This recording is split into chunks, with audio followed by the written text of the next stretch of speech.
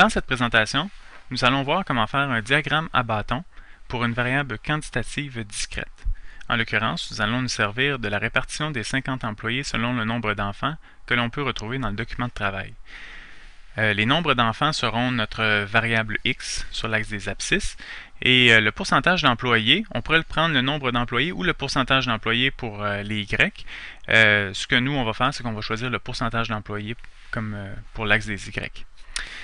Ce qu'on va faire pour un diagramme à bâton, on va sélectionner seulement les pourcentages. Donc, on sélectionne la dernière colonne, pas le total, seulement les pourcentages, donc de la cellule C4 à C8. Sélectionne les pourcentages et on va aller dans le menu Insertion que l'on peut voir en haut. Dans le menu Insertion, on va aller chercher un histogramme. Un histogramme est réservé normalement pour une variable quantitative continue, mais Excel fait un abus de langage et tout ce qui est diagramme à bande verticale, lui appelle ça un histogramme. C'est un abus de langage, nous on va jouer le jeu, mais il ne faut juste pas oublier que ce n'est pas un histogramme qu'on fait, c'est un diagramme à bâton. Donc on va sélectionner et on va choisir le premier modèle qu'il nous propose. Donc on choisit le premier.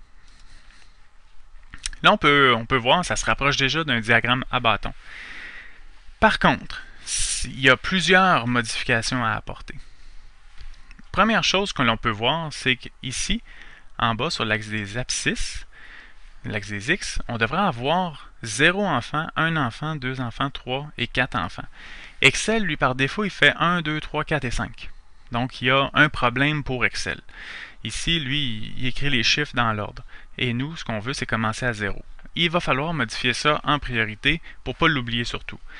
Ce qu'on va faire, c'est qu'on va sélectionner ici, vous avez un petit entonnoir, c'est un filtre dans vos options de graphique, donc vous allez cliquer dessus. Et en bas, vous allez sélectionner les données. Donc vous avez une zone ici, sélectionner les données, vous allez cliquer là-dessus. Une nouvelle fenêtre apparaît. Sur cette nouvelle fenêtre-là, vous avez étiquette de l'axe horizontal abscisse, qui est une zone juste ici. Donc, dans cette zone-là, ça ici, vous avez, ça c'est la zone réservée pour l'axe des X. On va cliquer Modifier. Une fenêtre apparaît et là, qu'est-ce qu'on veut? On veut sélectionner notre axe des X. Ce qu'on va faire, c'est qu'on va cliquer sur la première cellule, la cellule A4. En maintenant foncé, on va sélectionner jusqu'à la cellule A8, donc 0, 1, 2, 3 et 4. Et on va cliquer sur OK. Et on peut sortir directement encore de cette fenêtre-ci. On fait encore une fois OK. Et là, on peut voir que sur le graphique, vous avez 0, 1, 2, 3 et 4. C'est vraiment le nombre d'enfants qui vient de s'écrire là en bas. Donc, il a vraiment pris les pourcentages verticalement et horizontalement, là, il a vraiment pris le nombre d'enfants. On peut apporter les modifications au diagramme. Donc, vous avez le petit pinceau qui est intéressant pour pouvoir modifier votre apparence de graphique ou vos couleurs. Donc, vous pouvez choisir les couleurs que vous voulez. C'est selon vous. Donc, je vais choisir la troisième option ici. Ensuite, on va aller dans le petit plus. Toujours dans les éléments de graphique, vous avez le petit plus. Vous avez ici axe. À côté de axe, il y a un petit crochet. Est-ce qu'on veut les axes? Évidemment, on veut les axes, donc on va cliquer, on va cocher. Est-ce qu'on veut des titres aux axes? Toujours nommer des titres pour les axes. Donc, on va cliquer aussi, on va le cocher. Titre du graphique, toujours mettre un titre au graphique. Est-ce qu'on veut des étiquettes? Ça, c'est selon vous. Est-ce que vous voulez? Des fois, ça facilite la lecture. Dans ce cas-ci, je ne l'écrirai pas, mais on pourrait le mettre. Est-ce qu'on veut une table de données? Dans ce cas-ci, ce n'est pas nécessairement pertinent, mais c'est selon vous si vous voulez le mettre. La barre d'erreur, est-ce qu'on veut mettre des barres d'erreur? On n'en mettra pas. Est-ce qu'on veut un quadrillage? Ça, c'est les lignes horizontales qui sont en arrière. Moi, je vais les enlever. C'est une question de goût, mais on pourrait la laisser. Est-ce qu'on veut la légende? Dans ce cas-ci, on a seulement la répartition du nombre d'enfants, répartition des employés selon le nombre d'enfants. Donc, on a seulement une série de données. On n'a pas deux séries de données. On fait juste étudier les employés qu'on répartit selon le nombre d'enfants. Il n'y a pas deux séries de données, là. Donc, c'est pas...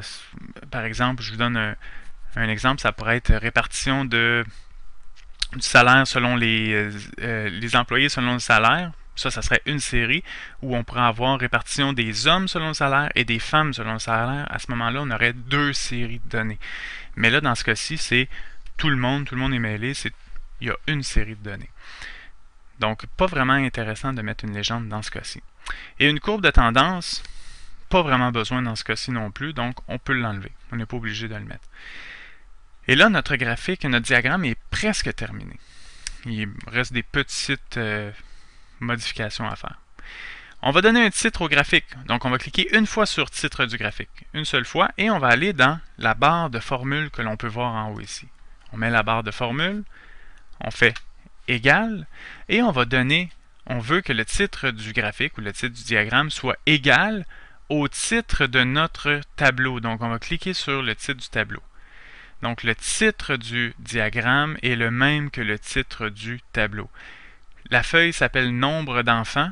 C'est les cellules A2 jusqu'à C2. C'est mon titre de cellule. Donc, mon titre de graphique. Et je vais faire la touche Enter du clavier ou la touche Entrée du clavier. Vous avez le titre qui vient d'apparaître. Si le titre vous semble un petit peu trop gros, vous cliquez sur le titre. Vous allez dans le menu Accueil plus haut. Et vous pouvez modifier la police de caractère, vous pouvez modifier la taille de la police, mettre ça en caractère gras, italique ou souligné. Nous, ce qu'on va faire, c'est qu'on va le mettre en caractère 11, en taille de caractère 11. Ensuite, on répète la même chose pour l'axe des X. L'axe des X, on clique une fois sur titre de l'axe. On s'en va encore une fois dans la barre de formule. On va faire égal. Et là, ce qu'on va faire, c'est on va écrire nombre d'enfants. On va juste cliquer sur nombre d'enfants. Et ensuite, on va faire la touche Entrée ou Enter du clavier. Et verticalement, c'est quoi? Ça correspond au pourcentage d'employés. Donc, on va aller encore une fois dans la barre de formule. On va faire égal et on va faire pourcentage d'employés. Et là, on fait Enter. Tout est bien titré. Nos axes, on les voit. Oh, verticalement, on ne voit pas bien l'axe. Puis horizontalement, l'axe est très pâle. Donc, ce qu'on va faire, c'est qu'on va double-cliquer sur le graphique, le diagramme. Donc, je vais le tasser ici. On va double-cliquer dessus. Et vous allez voir, on double-clique quelque part. Ça peut être sur le titre, ça peut être sur des éléments du diagramme. Et vous allez voir un format. Vous allez avoir à votre droite quelque chose qui va apparaître, une petite zone qui vous permet de modifier les options. Donc, format de la zone. Ici, c'est ça qui est écrit. Option de zone de traçage. Ce que je vais faire, c'est que je vais juste au bout, moi j'ai une petite flèche. Ça se peut que ce ne soit pas la même chose, ça dépend d'où vous avez cliqué. Si vous avez cliqué sur les rectangles, vous allez avoir option des séries. Si vous cliquez sur le titre, ça peut être option de mosaïque, option de graphique. Donc, l'important, c'est d'aller dans la zone où vous avez la petite flèche vers le bas. Vous cliquez sur la petite flèche vers le bas. Et là, ce qu'on va faire, c'est qu'on va aller dans Axe horizontal. Clique sur Axe horizontal. Et là, ce qu'on va faire, c'est qu'on va aller dans le petit pot de peinture. Petit pot de peinture, on va faire ligne. Et là, on va aller choisir le type de ligne qu'on veut. On veut un trait plein. Donc, on va aller choisir le trait plein. Et on va aller choisir avec le petit pot de peinture, on va choisir ici du texte noir. Et de couleur noire. Et là, à ce moment-là, notre axe devient foncé. Donc, on voit très bien l'axe. Tantôt, il était très pâle.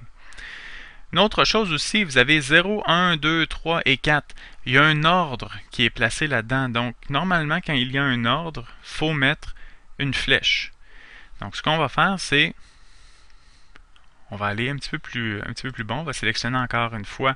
On va s'assurer qu'on a bien option de l'axe ici. On va s'assurer qu'on a axe horizontal. On va cliquer. Et plus bas, vous avez type de flèche finale. Vous avez type de flèche finale ici. Et on va cliquer. Et on va choisir un des types. Je vais choisir le deuxième. Mais il faut choisir une flèche. C'est ça l'important. Et là, vous voyez, horizontalement, j'ai une flèche. Ensuite, on va aller toujours dans l'axe. Toujours dans l'axe, on va aller dans les options d'axe. On va aller ici. On s'assure qu'on est toujours sur l'axe horizontal. On clique sur le... Ici, vous avez 3 bandes verticales. On va cliquer sur ça ici. Et là, on va mettre des graduations. Donc, la graduation, vous avez une graduation principale et secondaire. Vous pouvez voir la différence entre les deux. Si je choisis une graduation, par exemple, sur l'axe, graduation principale, vous voyez, mes graduations ne sont pas vis-à-vis mes chiffres. Donc, j'ai 0, j'ai ma graduation, j'ai 1, j'ai ma graduation. C'est pas très beau. Fait que on va tricher un petit peu. Ce qu'on va faire, c'est ça ne sera pas notre graduation principale, ça va être notre graduation secondaire. Et la graduation secondaire, on va la mettre sur l'axe ou à l'extérieur. C'est comme vous allez choisir. Donc, dans les petites barres verticales, graduation. Et là, ici, on va choisir type secondaire. Et là, c'est là qu'on voit 0, 1, 2, 3 et 4.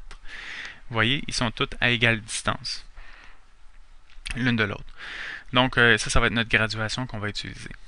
Ensuite, vous avez verticalement, vous avez la même chose à modifier. Donc, option d'axe, vous avez vertical, l'axe vertical. Là, ici, on peut faire tout de suite la graduation, vu qu'on est déjà dans les petites barres verticales ici.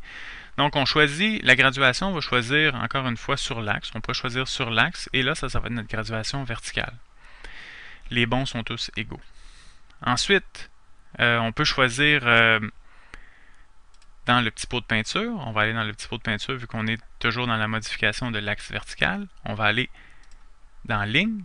On va s'assurer qu'on a vraiment un trait plein et que le petit pot de peinture nous dit vraiment qu'on a choisi une couleur noire, par exemple.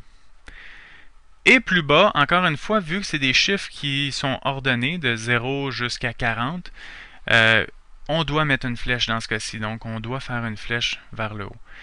Fait que la flèche, on va choisir type de flèche finale. Encore une fois, on va choisir la même chose et on va mettre une flèche. Donc, j'ai fait une flèche vers le haut. Dernière modification, vous voyez, vos rectangles sont peut-être un peu trop larges. On double-clique sur un des rectangles et vous allez aller dans les 3 petits rectangles verticaux. On clique sur les 3 petits rectangles verticaux. Vous avez largeur de l'intervalle. Et là, si on rapetisse la largeur de l'intervalle, nos rectangles grandissent. Mais si on augmente la largeur de l'intervalle, nos rectangles diminuent. Donc, ce qu'on va faire, c'est qu'on va marquer 500%. Et là, vous avez ce qui ressemble beaucoup plus à des bâtons. On ne peut pas aller plus grand que 500. Donc, si j'essaye avec 550, ça ne marche pas. Le maximum étant 500. Donc, on laisse ça à 500. Et à ce moment-là, vous avez des bâtons plutôt que des bandes. C'est sûr que c'est quand même un petit peu large, mais c'est le mieux qu'on peut faire avec Excel. Donc, vous avez des diagrammes à bâtons pour une variable quantitative discrète. Et notre diagramme, les titres sont bien écrits, les graduations sont bonnes, donc le diagramme est complet. C'est ce qui met fin à la présentation.